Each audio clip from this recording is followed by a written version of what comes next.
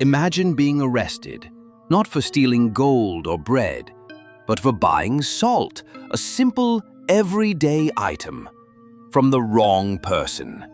Welcome to 18th century France, where the salt tax, known as the Gabelle, wasn't just unfair, it was a time bomb that helped spark one of the most explosive revolutions in history.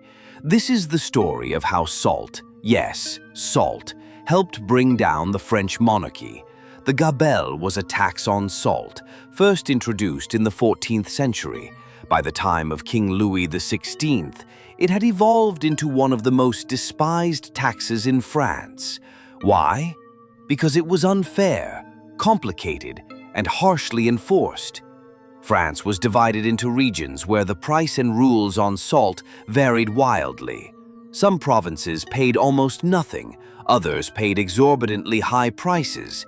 Worst of all, the law forced people to buy a minimum amount of salt, even if they didn't need it. In today's world, salt is cheap and everywhere. But back then, it was essential for survival. People used salt not just for taste, but for preserving food, curing meat, and even making cheese. In a time without refrigerators, salt was life. So, when the state taxed it unfairly, it wasn't just an inconvenience, it felt like a direct attack on survival. And the enforcement? Brutal, ruthless, unforgiving. Thousands of salt smugglers, known as faussauniers, operated underground networks.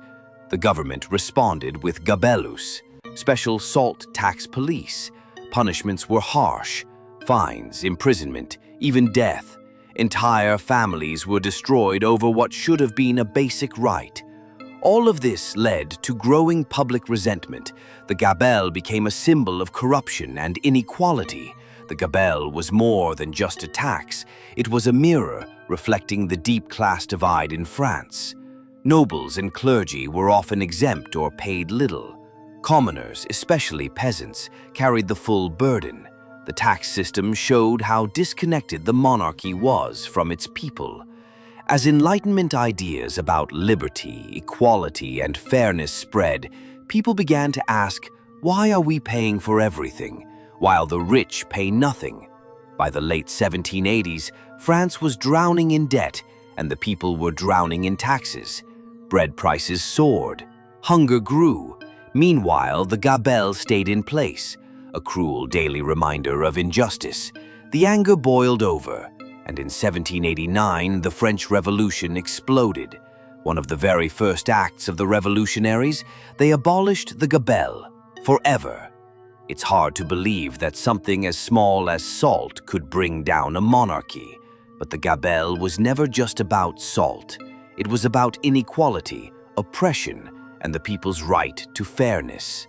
The story of the Gabelle reminds us, even the smallest injustice, when repeated enough times, can light the fire of revolution.